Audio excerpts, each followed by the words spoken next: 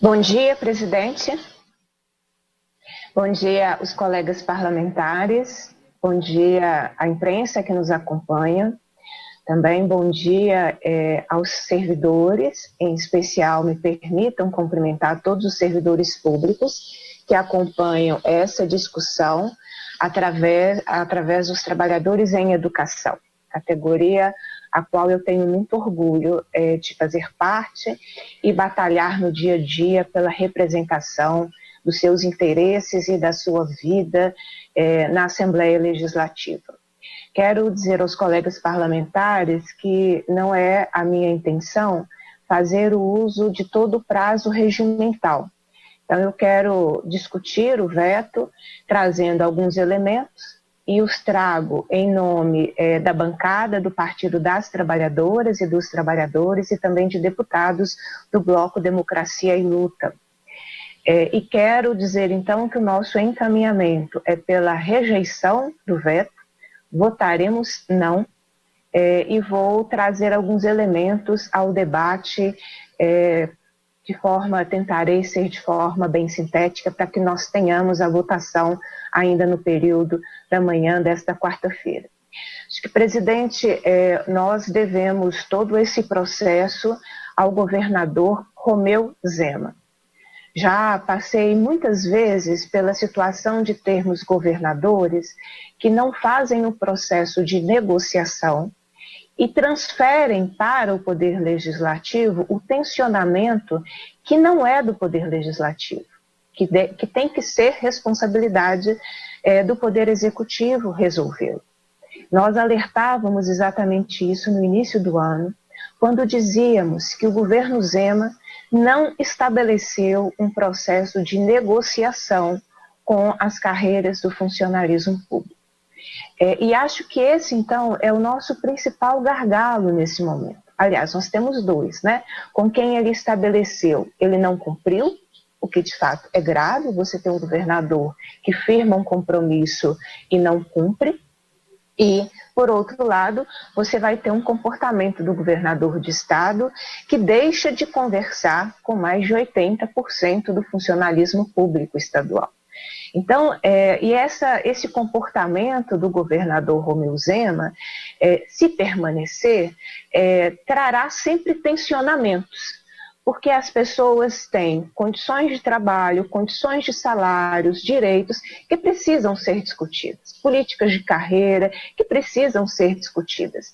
E é inconcebível, depois de mais de um ano de governo Zema, que o governo não tenha estabelecido nenhuma dinâmica própria de negociação com o conjunto do funcionalismo.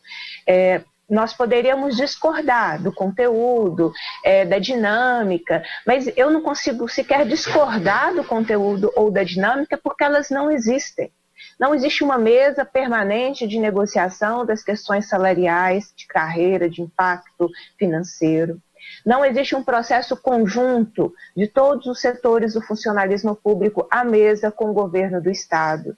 É estarrecedor o comportamento do governador Romeu Zema, que afirmou que enviará à Assembleia Legislativa uma proposta de reforma da Previdência sem ter conversado com ninguém.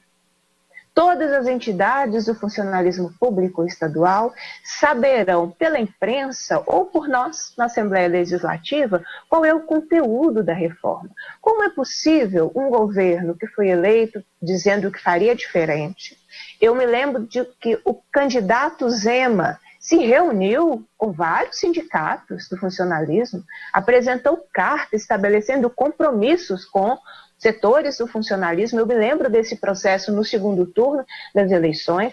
E como é possível agora ele encaminhar qualquer proposta que mexe com a vida concreta das pessoas, porque a Previdência é um processo complexo, é um processo que requer debates e é um processo que requer a escuta, ele encaminhará sem ter feito nenhum diálogo com o funcionalismo público estadual. E caberá à Assembleia Legislativa cumprir esse papel. Mas eu acho que a primeira questão que eu queria destacar é esse comportamento estrutural do governo Romeu Zema em relação à sua atuação junto ao funcionalismo público estadual. Deputado Betão quando dos debates da votação do projeto de lei e da emenda, que agora nós estamos discutindo exatamente o veto, e eu estou encaminhando, estou discutindo, desculpa, pela sua rejeição, o deputado Betão nos alertava que depois dessa discussão viriam agendas de retirada de direitos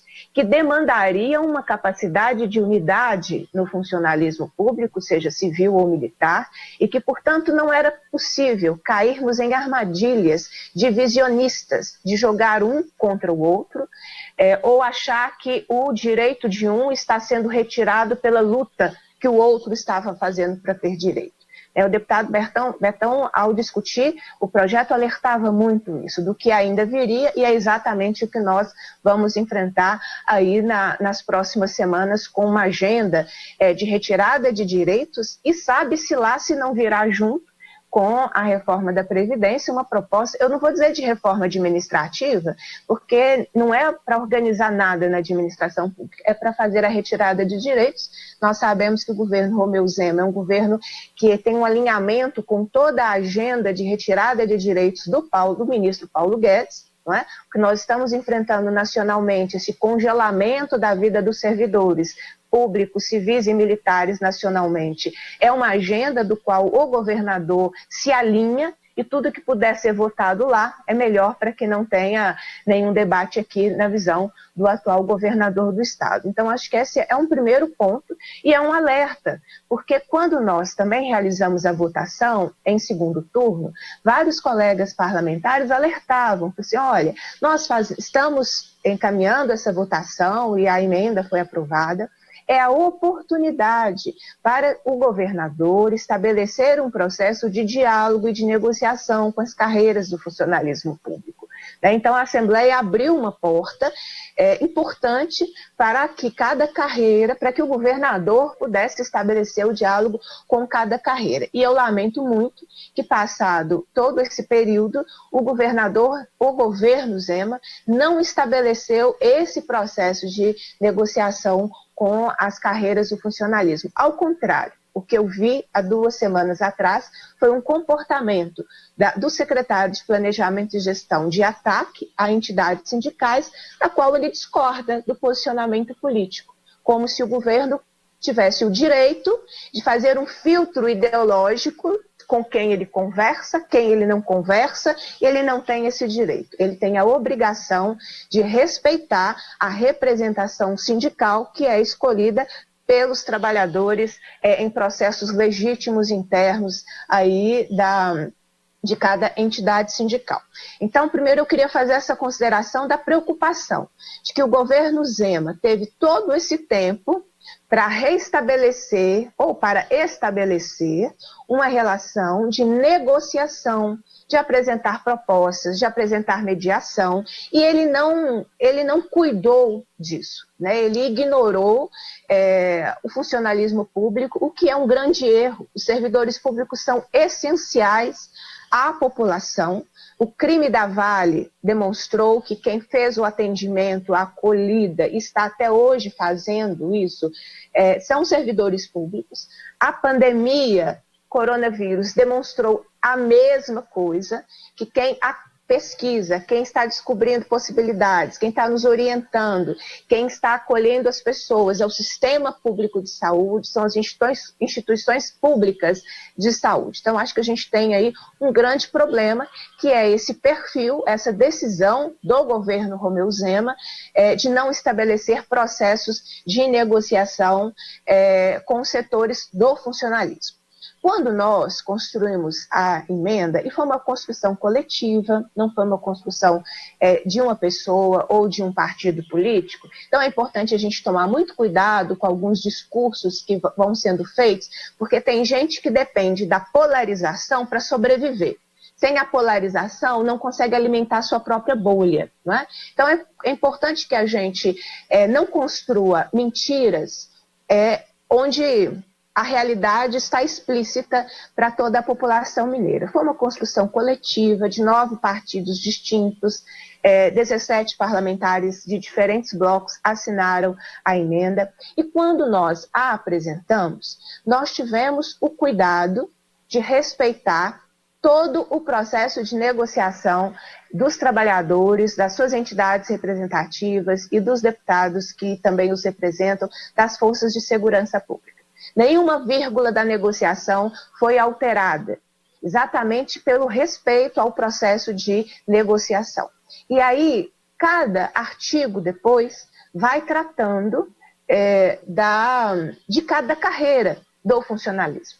Seria muito estranho que no momento daquela votação, em fevereiro, que nós simplesmente deixássemos o governador excluir mais de 80% do funcionalismo da discussão salarial. Então, eu venho aqui com muita tranquilidade, com muita certeza do caminho percorrido, que nós fizemos o certo ao incluir todos aqueles que o governador do estado quis invisibilizar, quis silenciar e quis ignorar em relação à questão salarial. Várias categorias têm defasagem salarial. Não existe uma carreira no Estado que tem problemas com a ausência de recomposição da inflação. São várias. Ontem eu conversava, por exemplo, com os trabalhadores da UENG e da Unimontes. Eles estão sem reajuste da inflação desde 2011. Então, dizer que só existe uma carreira sem recomposição da inflação é desconhecer a realidade dos servidores públicos. Nós poderíamos também citar a carreira de ciência e tecnologia, tem salários baixíssimos, né? Eu volto ao debate da emenda, porque nós organizamos, então, respeitando toda a construção e negociação da segurança pública. Então, a decisão do governador em vetar 2 dos 3 reajustes que ele se comprometeu foi uma decisão política dele, e a gente desviar o foco para dizer de outras responsabilidades é poupar o governador. Aí, se tem alguém querendo fazer a política de poupar o governador quando a responsabilidade é dele, acho que cada um faz a sua caminhada. Mas quem fez o veto foi o governador do estado, que vetou os 2 reajustes negociados com os servidores da segurança pública e também vetou os demais que foram construídos. E foram construídos da seguinte forma. O primeiro ponto diz respeito ao piso salarial profissional nacional da educação. Aí eu quero lembrar que já existe legislação, já existe Constituição do Estado, já existe lei estadual e portaria interministerial todos os anos para o cumprimento dos reajustes do piso. Então, o Estado, o governador, já tem dispositivos para o cumprimento dos reajustes do piso salarial profissional nacional. O que é espantoso é que, por mais de um ano, o governo silencia e não apresenta nenhuma proposta. Por isso que nós fizemos um artigo específico para trazer os trabalhadores em educação a esta emenda, mesmo sabendo que já existe todo um dispositivo legal. Então, foi mais um reforço na legislação, considerando os reajustes que estão pendentes e que são de responsabilidade do Estado. Ignorar aí 70% do funcionalismo público estadual, que é o que o governador do estado está fazendo, é uma situação absurda. E no caso da educação pública, eu vou ampliar o debate, porque assim como a saúde, a educação tem recurso vinculado. Nós já debatemos muito em audiências na Assembleia Legislativa, já estivemos em reunião na cidade administrativa, e eu tenho os dados. No caso da educação, de janeiro a abril de 2020, o Estado investiu de manutenção e desenvolvimento do ensino 16% dos recursos que ele recebeu e deveria investir os 25%. Então, dos 25%, ele só investiu 16%. Traduzindo, o governo deixou de investir de janeiro a abril 1.614 bilhões de reais. Como é que a gente explica que tem 1.614 bilhões de reais e o governo não faz nenhuma proposta ao Sindjut sobre a questão salarial? E mais, né? Paga atrasado, parcela, paga no final do mês o salário que é do mês anterior. Se nós fizermos a conta até maio, o governo vai ter investido 17,9%. E aí deixou de investir 2 bilhões de reais da educação. Então, o governo já poderia ter resolvido a questão da educação por ter recurso vinculado, assim como poderia já ter resolvido as questões relacionadas à saúde, porque também tem recurso vinculado. Então, a responsabilidade desse processo só tem um responsável, o governador Romeu Zema. E ele precisa explicar esses números que a gente apresenta, e ele também faz de mudo, como se não fosse uma realidade que lhe batesse a porta ou consequência da sua prática como gestão. Até maio, mais de 2 bilhões de reais deixaram de ser investidos por não fazer a determinação constitucional dos 25%. Então, a educação, ela tem uma agenda de luta que é vinculada a recursos que são recebidos e que tem toda uma legislação muito bem construída, muito bem conquistada em relação ao piso salarial profissional nacional. A emenda que nós apresentamos foi um processo político fundamental para trazer aquilo que já é conquista da educação numa emenda que foi a emenda 2 aprovada. Depois, a questão da educação superior, o ENG e o Unimontes.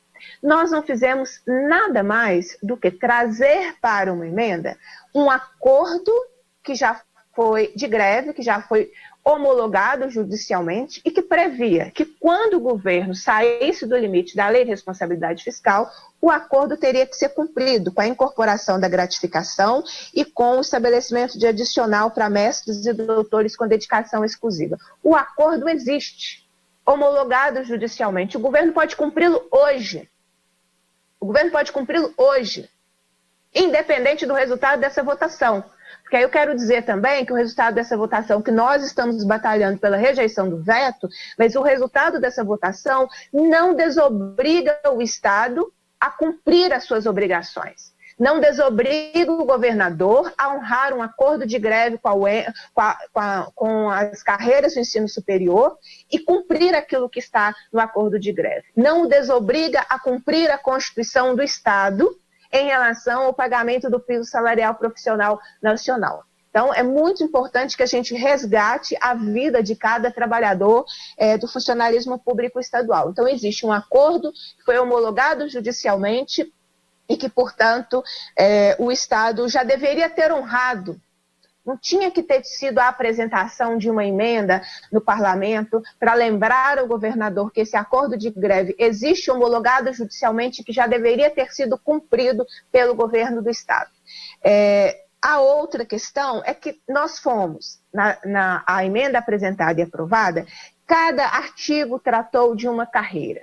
Então, saúde, fazenda, meio ambiente, educação superior, ciência e tecnologia, gestão, planejamento, cultura, atividades jurídicas, o desenvolvimento econômico e social, a agricultura e pecuária, o auditor interno, os trabalhadores do IPSENG, todas as carreiras, cada uma num artigo, de modo que o governo também pudesse estabelecer o processo de negociação com o funcionalismo. Eu verifiquei e, lamentavelmente, o governo está ignorando o funcionalismo público estadual, não estabelecendo processos de negociação com esses setores. Ao contrário, no caso, por exemplo, da Unimontes, tinha uma reunião agendada com a CEPLAG no final de março, que foi cancelada, possivelmente em função do momento da pandemia, e nunca mais foi remarcada. Nós estamos em junho e nada daquilo que tinha que ter sido resolvido ou começado a solução foi encaminhado. Bem, essa é a nossa realidade do funcionalismo público estadual. Acho que cada carreira que acompanha essa votação hoje, é fundamental que nós tenhamos o compromisso de pressionar o governo pela abertura de negociação. Impossível votarmos questões relacionadas à vida dos trabalhadores em educação sem que esses trabalhadores sejam ouvidos, que é a dinâmica que o Estado vai estabelecer na próxima semana, né, com o envio de projetos da Assembleia Legislativa, e a nossa discussão em relação ao veto é pela sua rejeição.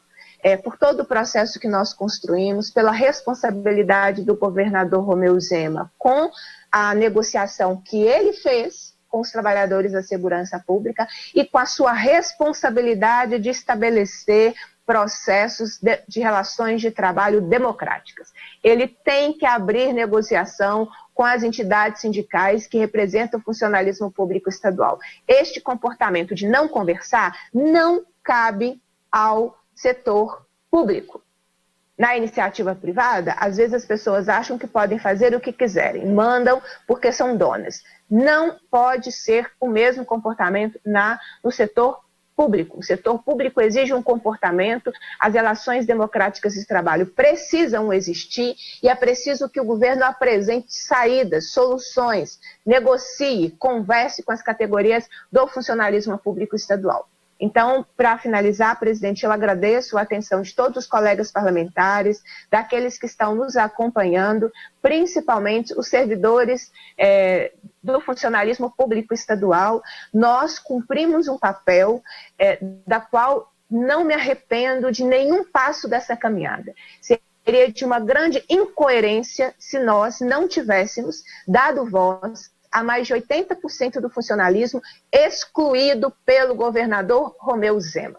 Então, aquele que o governador excluiu, nós incluímos pelo nosso trabalho parlamentar. O debate de que a emenda custaria 20 bilhões, alguém me manda os estudos pelo WhatsApp, porque sequer a previsão orçamentária do reajuste da segurança pública o governo colocou no orçamento. O governo enviou impacto. O governo tão mal se planejou que sequer no orçamento de 2020 ele colocou os reajustes que ele estava negociando. Isso é grave. Mostra um comportamento do governador dúbio. Por um lado, fazia a negociação e, por outro, não colocava a negociação no orçamento que foi aprovado para 2020. O governador mandou para a Assembleia impactos, mas não mandou, no momento correto, a previsão orçamentária. Então, assim, falar números elevados, 20 bilhões, que soam assim, realmente altos, nós não tivemos a oportunidade de ter acesso a esses estudos carreira por carreira para identificar essa soma que foi apresentada. O que eu tenho e compartilho com todos os colegas e com a sociedade são os meus números. Quanto o governo deixou de... Os meus números não, são os números que estão públicos, portal da transparência. Quanto o governo deixou de investir em educação? 2 bilhões de reais até o momento. Então eu quero, além de fazer o encaminhamento pela rejeição, a discussão, né, pela rejeição do veto, quero também reafirmar o nosso compromisso de continuar fazendo as lutas das carreiras do funcionalismo público estadual, pelo pagamento numa data decente, correta, pela fiscalização dos recursos que o governo estadual recebe e não os aplica corretamente. E alguém ainda vai dizer, mas o governo está com dificuldades financeiras. Bom, eu já apresentei em audiência pública da Assembleia Legislativa, da Comissão de Administração Pública e tantos outros debates. Se nós estamos num momento de dificuldade financeira, passou da hora do governo rever as isenções fiscais e correr atrás em relação às perdas de arrecadação que Minas Gerais tem. As isenções fiscais previstas na Lei de Diretrizes Orçamentárias para 2020 somam 6,9 bilhões de reais. As perdas de arrecadação, 7,1 bilhões. Por que o governo Zema não gasta sua energia nisso? Em diminuir as isenções que ele mesmo pratica, em impedir as perdas de arrecadação que Minas Gerais sofre. É um caminho que a gente discute pela receita e a gente não discute pela despesa. Mas o governo Zema também ignora esse debate, trazendo exclusivamente o debate pela despesa. E está na hora da gente rever essa isenção fiscal, essa perda de receita, para que os colegas tenham noção, as isenções fiscais previstas no orçamento de 2020, o valor é superior do que será investido em saúde em 2020. E se você soma as isenções fiscais com as perdas de arrecadação, a soma dos dois, que é o que o Estado deixará de arrecadar, será semelhante a todo o valor investido da manutenção e desenvolvimento do ensino por um ano. Não é pouca coisa. Então é preciso que a gente trabalhe a receita. que a gente não caia na armadilha também de brigar com outros poderes, porque esse não é o nosso papel. A briga com outros poderes e a desqualificação de outros poderes só atende a uma agenda totalitária, só atende a uma agenda autoritária. Então, nós precisamos debater com o governo o seu orçamento, as suas condições de alterá-lo e as suas condições em relação à receita, porque os servidores não aceitarão um congelamento que está determinado, inclusive nacionalmente, pelo presidente Bolsonaro, que tem nos servidores públicos um inimigo e atua como os servidores públicos fossem inimigos da população. E isso também a gente precisa interferir para que não aconteça. O servidor público não é inimigo da população, é o servidor público que atende o povo, é o servidor público que materializa as condições do Estado de ter acesso à população. Por isso, ele tem que ter um tratamento decente, digno, salário em dia e as suas reposições salariais. Então